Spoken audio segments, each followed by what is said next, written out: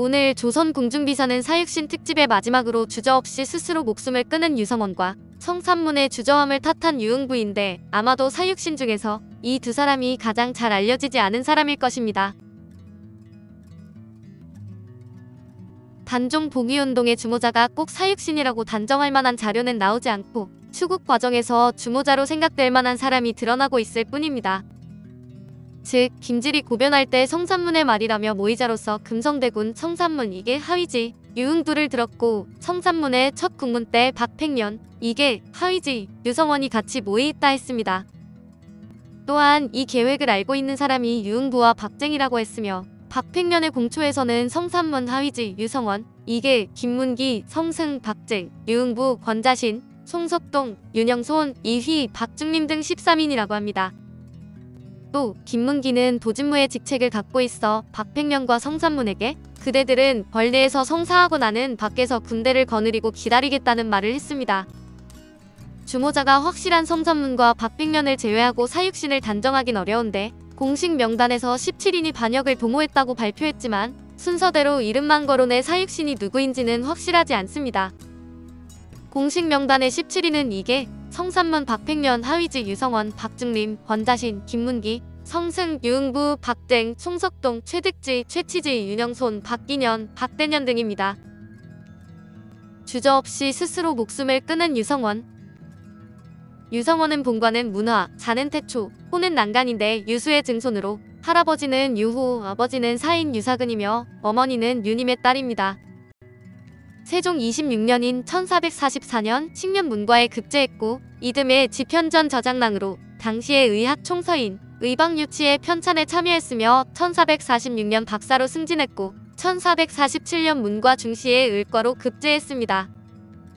1450년에 문종이 어린 왕세자를 위해 서연을 열어 사빈의 상견례를 행할 적에 좌사경으로 선발되어 세자를 잘 지도해달라는 간곡한 부탁을 받았습니다. 1452년 김종서 정인지 등에게 명예 고려사를 개천할 때 최항 박팽년, 신숙주 등과 함께 열전을 담당했으며 그해 3월에는 춘추관 기주관으로서 세종실록의 편찬에도 참여했습니다. 단종 1년인 1453년에 수양대군이 명나라에 갈 때 수종한 사람으로 역대 병료의 찬정에 참여한 사람을 개청했는데 조신이 종친에게 아부하고 종친이 사은을 파는 일이라 명령 회수를 청에 관철시켰습니다. 이해 10월 수양대군이 계유정난으로 정권을 잡은 뒤 백관들을 시켜 자기의 공을 옛날 주나라 주공에 비견해 임금에게 포상하기를 청했습니다. 그리고 지편전의 명예 정난노쿤의 교서를 기초하도록 하자 지편전의 학사들이 모두 도망쳤지만 지편전 교리였던 유성원만이 혼자 남아있다가 협박을 당해 기초를 했답니다. 유성원은 집에 돌아와서 통곡을 했다는데 11월 장령이 되어 정난공신의 책정이 공정하지 못함을 들어 개정을 청했으나 허락을 받지 못했습니다. 1454년 소를 올려 경복궁안의 불당을 없앨 것을 주장했고 그해 4월 춘추관 기주관에 임명되었으며 문종실록의 찬술에 참여했습니다. 그해 2월 사원부에서 자기들의 건의가 시행되지 않는다는 이유로 장령을 사임하다 직지편전에 임명되었고 1455년 수양대군이 단종의 선의를 받아 왕위에 올랐는데 이해 집에도 겸하게 되었습니다. 1456년 단종 복위 계획이 사전에 발각되어 성산문 박팽년 등이 차례로 잡혀와 모진 고문을 당할 때 유성원은 성균관에 있다 유생들에게서 내용을 듣게 됩니다. 그는 그 자리에서 관대도 벗지 않고서 패도를 뽑아 자결했다는 이야기와 집으로 돌아와 아내와 이별의 술잔을 나누고 칼로 자신의 목을 찔러 자살했다는 이야기가 있습니다. 무튼 그가 자살을 한 것은 틀림없고 다른 사육신들이 거열형을 당할 때 그의 시신도 거열형으로 부관참시를 당했고 아내와 딸은 한명회의 노비가 되었습니다. 뒤에 남여운이 당시 공론에 의거해 단종 복위 사건의 주동 인물인 성산문, 박팽년 하위지 이게 유성원, 유흥부 등 6인을 선정하고 육신전을 지었습니다. 육신전이 세상에 공포된 뒤 국가에서 육신의 절의를 공인하여 숙종 17년인 1691년에 사육신의 관작을 추복시켰으며 뒤에 이조판서에 추증되었습니다. 노량진의 민절서원, 홍주의 노은서원, 영월의 창절사 등에 제향되었는데 시호는 춘경이며 청구영원의 아래와 같은 그의 시조 한 편과 한시 한 편이 전해집니다. 초당에 일이 없어 검은고를 베고 누워 태평성대를 꿈에나 보려 하니 문전에 수성어적이 잠든 나를 깨워다. 초당은 억새나 집 따위로 지붕을 인작은 집체이며 수성어 적은 몇 가락 어부의 피리 소리인데 수양대군이 계유정난으로 김종서 암사를 풍자한 노래라고 하지만 단순한 한정가로 보기도 합니다. 백선공 해마 천령, 흑수행 곤두만강. 백두산은 바다를 껴안고 마천령을 이루고 흑수는 땅을 가로질러 두만강으로 흐른다. 차실이 후비기쳐 인간호로 자래강. 이곳은 이후가 나는 듯 말 달리던 곳. 오랑캐 스스로 항복하러 오던 모습 눈에 선하네. 성산문의 주저함을 탓한 유흥부. 유흥부는 본관은 기계 자는 신지, 호는 경량인데 호천 출신으로 키가 크고 얼굴 모양은 엄숙했으며 씩씩하고 용감하고 활을 잘 쏘아 세종과 문종이 아꼈습니다. 일찍이 묵과에 올라 세종 30년인 1448년 첨지중추원사, 1449년 경원도부사, 경원절제사, 1452년 의주목사를 거쳐 1453년 평안자도 도절제사에 임명되었습니다. 1455년 4월에 판강 계도부사를 거쳐 이해 윤 6월에 세조가 즉위한 뒤 동지중추원사에 임명되었습니다.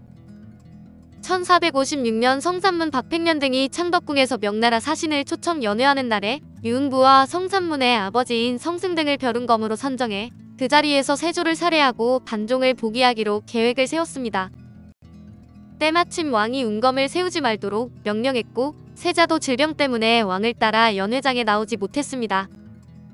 유흥부는 그래도 거사를 하려고 했으나 성산문과 박팽년이 말렸는데 유흥부는 연기하면 비밀이 누설될 염려가 있다며 강행하기를 계속 주장했었다고 합니다.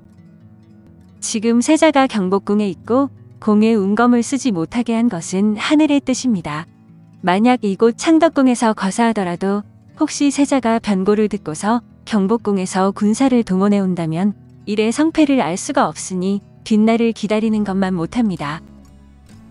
이런 일은 빨리 할수록 좋은데 만약 늦춘다면 누설될까 염려가 돼요. 지금 세자가 비록 이곳에 오지 않았지만 왕의 우익이 모두 이곳에 있으니 오늘 이들을 모두 죽이고 단종을 호위하고서 호령한다면 천재일시에 좋은 기회가 될 것이니 이런 기회를 놓쳐서는 안 될 것이요. 죄인으로 끌려와서 국문을 받을 때 너는 무슨 일을 하려고 하였느냐는 세조의 국문에 이렇게 당당히 말했다고 합니다. 명나라 사신을 초청 연회하는 날에 내가 한자로 칼로써 조카를 죽여 폐위시키고 얘 심금을 복위시키려고 했으나 불행히 간사한 놈에게 고발당했으니 응부는 다시 무슨 일을 하겠어. 조카는 빨리 나를 죽여주어. 세조는 그의 살가죽을 벗기게 하고 정상을 신문했으나 자복하지 않았으며 성산문 등을 돌아보면서 이렇게 말했다고 합니다. 사람들이 서생과는 함께 일을 모의할 수 없다고 하더니 과연 그렇구나. 지난번 사신을 초청 연회하던 날 내가 칼을 사용하려고 했는데 그대들이 굳이 말리면서 만전의 계책이 아니오 하더니 오늘의 화를 초래하고야 말았구나. 그대들처럼 꾀와 수단이 없으면 무엇에 쓰겠는가? 그리고 다시 세조에게 만약 이 사실 밖의 일을 묻고자 한다면 저 쓸모없는 선비에게 물어보라 하고는 입을 닫고 대답하지 않았습니다. 세조가 더욱 성이 나서 달군 쇠를 가져와서 배 밑을 지지게 하니 기름과 불이 함께 이글이글 타올으나 얼굴빛 하나 변하지 않았다고 하죠. 더구나 천천히 달군 쇠가 식기를 기다려 그 쇠를 집어 땅에 던지면서 이 쇠가 식었으니 다시 달구어 오라 하고는 끝내 굴복하지 않고 죽었습니다. 효성이 지극히 집이 가난했으나 어머니를 봉양하는 준비는 부족함이 없었는데 지극히 청렴해 벼슬이 재상급인 이품 관직에 있으면서도 버적자리로 방문을 가렸고 고기 반찬 없는 밥을 먹었답니다.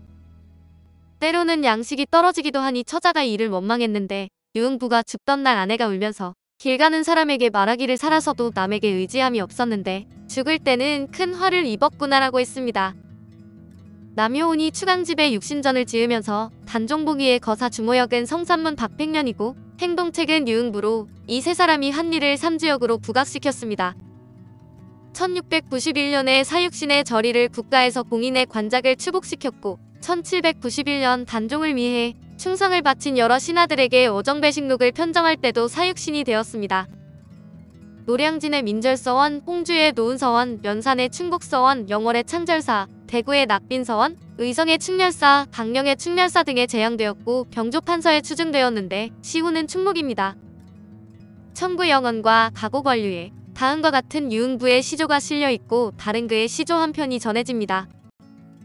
간밤에 부던 바람에 눈살이 치단 말가. 낙낙장성이 다 기울어 가놈해라. 하물며 못다 핀 꽃이야 일러 무엇 하리요. 엊그제 부던 바람 강호에도 부뒀던가. 만강강자들이 어이 굴러지네 언고.